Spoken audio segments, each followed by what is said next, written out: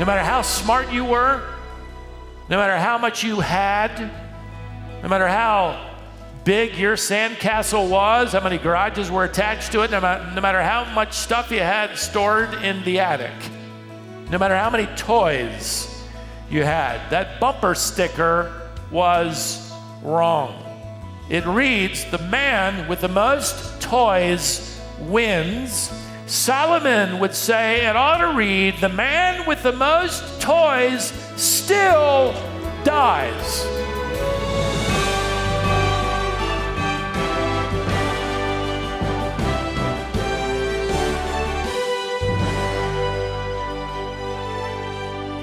Welcome to Wisdom for the Heart with Stephen Davey. We're working through a series from Ecclesiastes entitled Finding Meaning Under the Sun. So far in Ecclesiastes, we've discovered Solomon talking about the futility of pursuing what this world has to offer. In our section today, Solomon makes it clear that living wisely is better than living foolishly. But he also makes an important point. No matter how wise you are, and no matter how much you accumulate in life, you're gonna die. In light of that reality, the only wise thing to do is embrace God's truth. Every year, I find it intriguing. There are, along coastline states and other countries, along ocean fronts around the world, that hold elaborate contests every year in the summer months.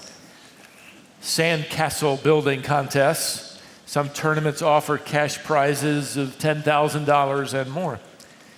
And some of the winners, I went online and looked from this year's competition around the country, featured incredibly exquisite, beautiful artistry. It's amazing what somebody can do with sand.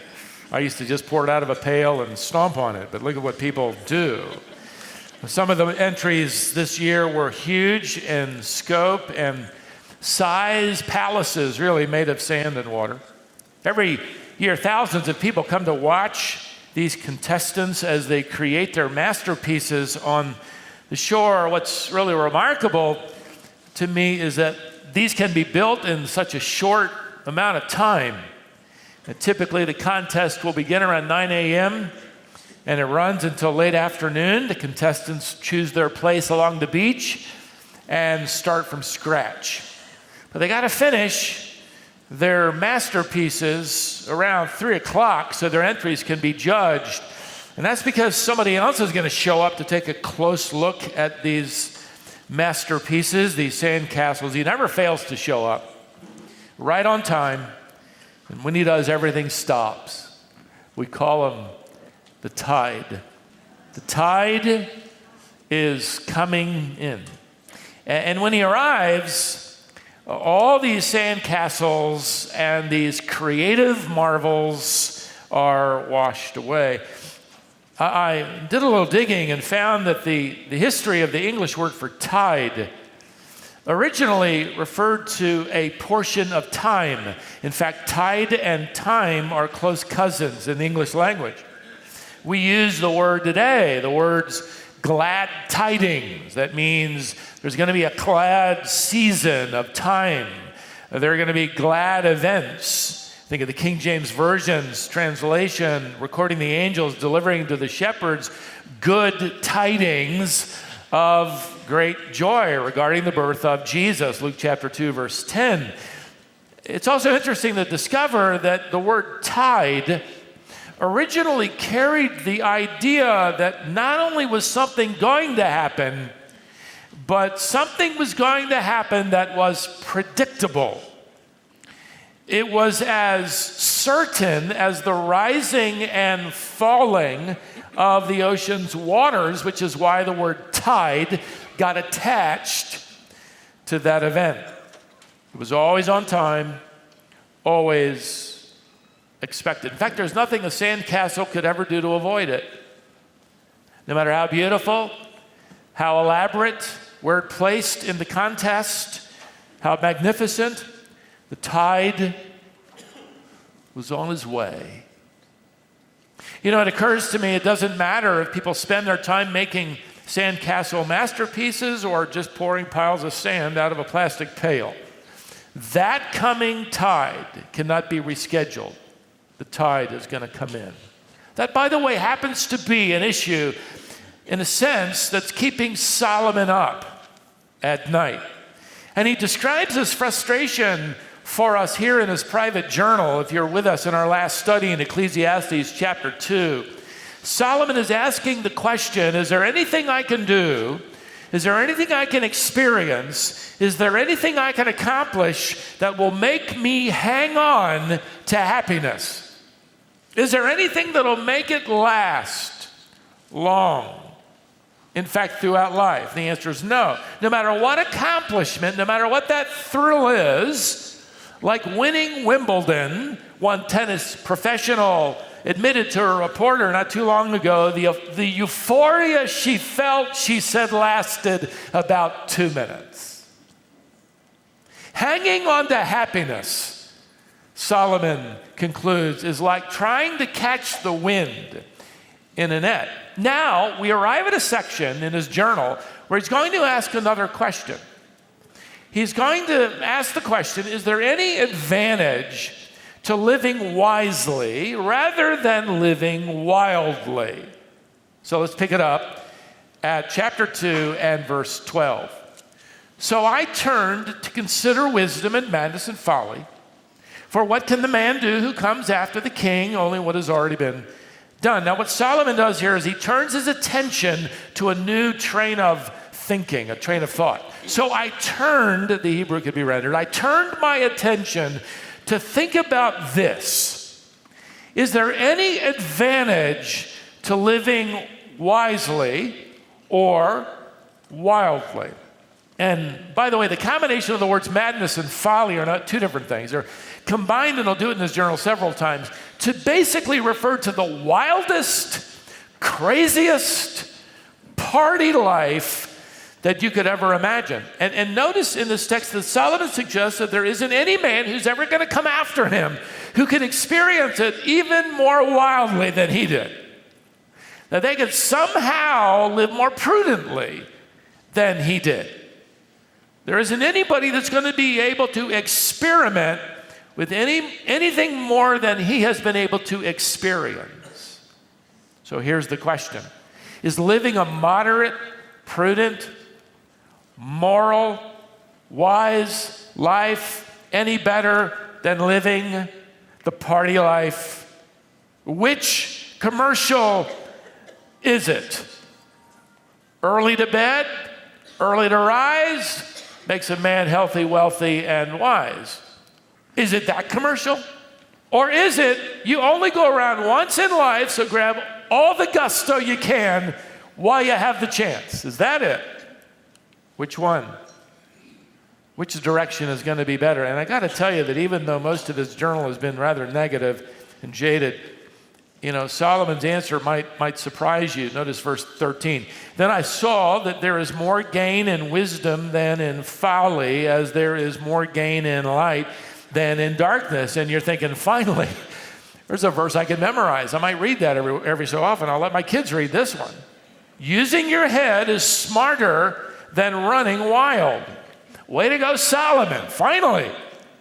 He says there's more gain in wisdom. By the way, the word gain in the Hebrew language is a commercial term which you can translate profit or advantage. He's saying yes.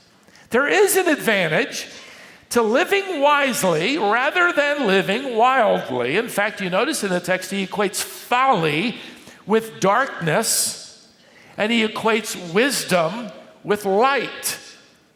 Now he goes on, as he does here, he drops in this proverb, verse 14.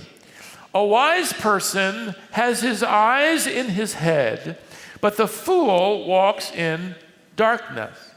What does that mean? The wise person has his eyes in his head, meaning he has his eyes open. He's got 20/20 vision. But the fool walks through life as in a fog. We would describe a foolish man today by saying something like, that guy's in the dark. He's in the dark. There's no light bulb turned on in the attic. He's not thinking. One author commented A German author that, as I was reading, that this Hebrew proverb, this Hebraism, is translated into his German culture to read, "He who wants to play chess had better not keep his eyes in his pocket," which is a silly way of saying life is like the game of chess, and you better have both eyes open and alert. My grandmother taught me that. She taught me how to play chess. One of the things that she taught me was that if I'm playing her in chess, I'd better stay alert. And I never beat her, by the way, ever. She might have been an older woman. She might have been my grandmother. But when it came to playing chess, she was bloodthirsty, vicious, unmerciful. After years of counseling, I think I'm over it. But at any rate, I never did beat her. But she taught me a good life lesson. Life, like chess, you better keep your eyes open. The fool, on the other hand, notice, is in constant trouble. Now, the word fool, or the term, he's not using this derogative "you fool" kind of thing that you hear out there. The word fool, the term in Ecclesiastes, and he's going to use it 18 times, isn't referring to somebody with a low IQ or the village idiot or whatever. He's referring to a person who lives an evil life, a dishonorable life, a life that rebels against God, a God-dishonoring life. You can think of it this way. The fool does not have his moral headlights turned on. And so he drives in the dark, and he just totals his life, one event after another. You go to the jails and interview them, or the halfway houses, and ask them, what is it like to total your life by keeping those headlights off? This is the idea here. The only thing a foolish person seems to be looking for is the next opportunity to sin. That's what they're alert to. You might work around them. Hey, you wouldn't, I'm not recommending you go in and call them a foolish person, but they can't wait for the weekend. Why? Because they're looking forward. They got their eyes alerted. You can't imagine the sin in front of me. Man, I can't wait. This is the foolish person. And so back to the question, is there an advantage to living wisely or foolishly? And Solomon says, yes, there is an advantage to living wisely. But before you and I, run to Solomon and say, I'm so glad to see you finally writing a verse, I can memorize or use in my devotions. Solomon says, not so fast. Not so fast. Next verse. The wise person has his eyes in his head, but the fool walks in darkness, and yet, not so fast. But I perceived that the same event happens to all of them. The same event, mechra, in the Hebrew language means fate or destiny. The same thing is going to happen to us all. Verse 15, then I said in my heart, what happens to the fool will happen to me also. Why then have I been so wise? Oh man, here goes Solomon again. And what is that event that will happen to both the wise and the fool? Skip down to verse 16. The wise dies just like the fool. The tide comes in for us all. Solomon says, okay, that eliminates any advantage. You thought I was going to take you down that path, but I'm not going to. Do whatever you want to do. Build an elaborate sandcastle, or don't even go to the beach for that matter. Doesn't matter. The tide is coming in for us all. Then he makes a couple of observations that affect us all. And by the way, he's telling the truth here. It's brutal, whether we want to hear it or not. Here's the first. No matter what you do, your accomplishments are forgettable. I know it's encouraging to hear on a Sunday morning, and he came early to hear that, but this is the brutal fact of life. Look at verse 16 again. For the wise, as of the fool, there is no enduring remembrance, seeing that in the days to come all will have long been forgotten. Now, he's already talked about that in chapter 1, verse 11, if you were with us. He said it this way, generations come, go, and the generations that come after forget the generations that came before. We tend to forget. He's not trying to be mean. He's not trying to rub your nose in it. He's trying to be painfully honest. This is his observation of a very discerning man. Our lives will be forgotten. Solomon already knew, by the way, how the Egyptian pharaohs were living. They had the practice, even during Solomon's life, nearby, of sandblasting off the names of their predecessor pharaohs and chiseling their names into the monuments. They didn't even want their predecessor to be remembered as soon as he bit the dust. Just forget about them, and they used to do that, and Solomon knew that. In fact, the Egyptian texts written about the same time Solomon lived, which had been excavated, read from the translation, those who built pyramids, the pharaohs, are soon forgotten. Those who were once considered gods lie forgotten in their tombs. Here's the brutal truth. One day, nobody on the planet is going to remember you or what you did, no matter how big the monument is which you build. In fact, in my research for these studies, I read recently an article by a genealogist who is studying the area of modern genealogy, and the article commented that the average person doesn't know the names of their family members beyond 4 generations on average. If you do, you're remarkable. You're an exception to the rule. So you know your parents' names. You know your grandparents' names. How about your great-grandparents' names? How about your great-great-grandparents' names? Now, unless you've been named Fred and it's been carried on, you're Fred V, that doesn't count. Doesn't count. Just 4 generations. In fact, the names of people without whom you would not be here today.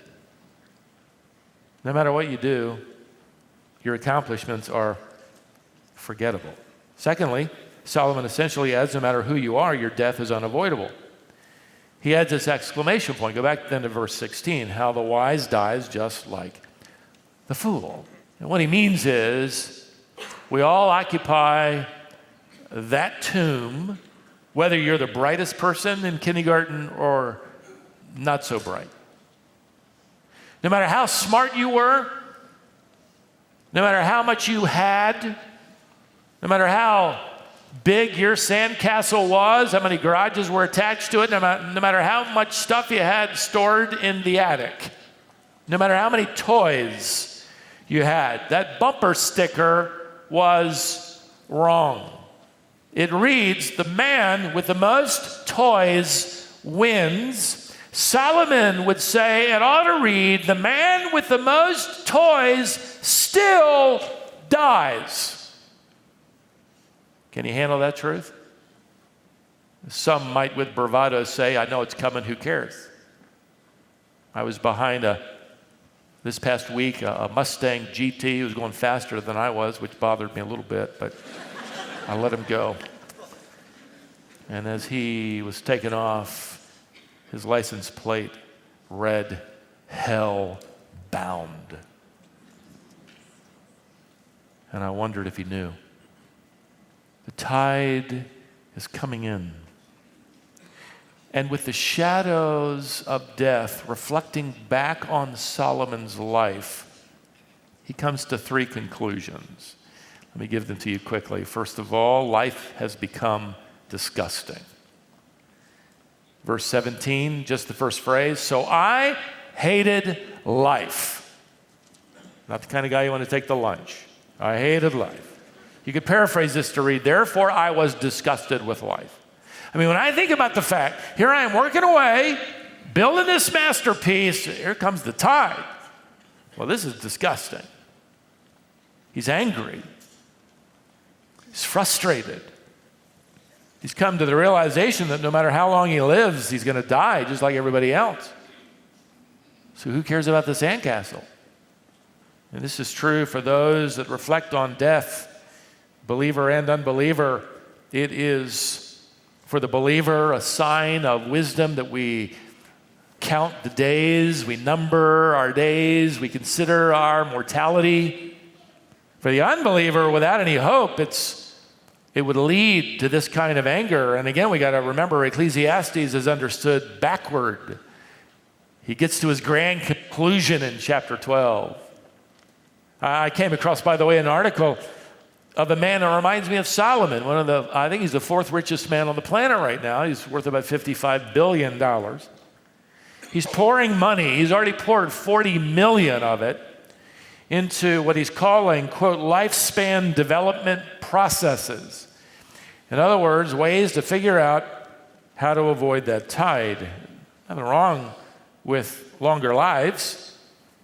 Larry Ellison said this, however, in an interview: death makes me angry.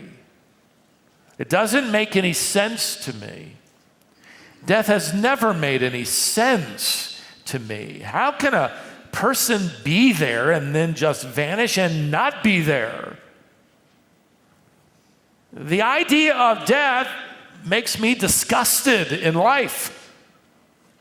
Solomon adds, life has not only become disgusting, life has become distasteful. Verse 17, so I hated life because what is done under the sun was grievous to me. Adds that little phrase to a phrase we've already studied. The Hebrew term for grievous can be rendered unpleasant or distasteful. In fact, it's a word attached to bitter herbs. He's saying life down here under the sun is like one meal of bitter herbs after another. None of it tastes good. I mean, think about it. The tide's coming in. Have some ice cream. And how good is that going to taste when the tide's coming in? He's giving us the truth. He adds, thirdly, life has become disheartening. See, under the sun, down here, all is vanity and striving after wind. If there are no pockets in shrouds, as the Jewish proverb says, if as George Strait, the country western singer, used to sing it, if he's never seen a hearse with a luggage rack on top. It's a deep thought, but it's true. Billy Graham kind of coined it this way: you've never seen a hearse pulling a U-Haul to the cemetery plot, right? Then yes, if that's what you're living for, then no matter how much you stuff in your pockets, all you've done is chase after the wind, and in the end, you've caught nothing. For the believer, life can be at times distasteful and disgusting and disheartening. Solomon is telling us the truth, but Solomon isn't telling us the whole truth. Remember, he's stuck down here at this point in his journal with the perspective that never goes any higher than the sun. But if you go to the end of his journal, and I keep taking us there to make sense of what he's writing here, but it's going to be that grand observation. Remember your Creator. Don't forget your Creator. If you don't belong by faith to your Creator, who reigns above the sun, then you're stuck down here. And then all you really are doing is temporarily building a sandcastle without any hope beyond the grave. My friend, you can't avoid the tide. You can't cheat the tide. You can't reschedule the tide. But by faith in Jesus Christ, you can rise above the tide one day. For Jesus said, I am the resurrection and the life. Whoever believes in me, even though he dies, yet shall he live. John 11:25. How? Well, for God so loved the world of humanity stuck down here under the sun, that he sent his son to come here under the sun and live among us and live a perfect life and die for us, so that if we believe in him, we will not perish, that is eternal judgment, but have everlasting life. So do you know him? If you don't, Build the best sandcastle you can. But in the end, the tide will come. And perhaps God has brought you here to this moment in your life to hear this truth. There's more to life than that. In his private journal, another preacher wrote this. His name was John Wesley, and he entered this in his journal on January 2nd, 1777, as a 66-year-old man. And with this I close. I have begun expounding on the book of Ecclesiastes. By the way, I wish I had his notes. Wish I knew how long it would take so I could tell you to encourage you. He said, I never before had so clear a sight of the meaning of it. Neither did I imagine that its parts were so connected together, all ending up to prove that grand truth, that there is no lasting happiness outside of God.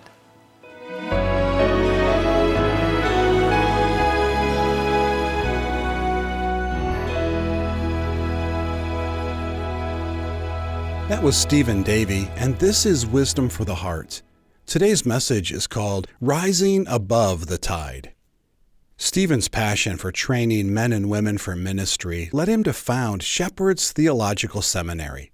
Graduates are serving God across the globe, planting churches, and pastoring existing congregations. If you're considering ministry, STS offers a fully paid scholarship for qualified men pursuing pastoral work. The program is full-time, in-person, and takes 3 years to complete at the Cary, North Carolina campus. For details, visit wisdomonline.org/STS.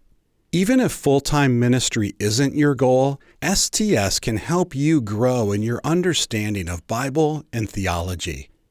Many students take 1 or 2 classes to deepen their knowledge without relocating or leaving their jobs. STS offers an online option for every course, making it convenient to study from home.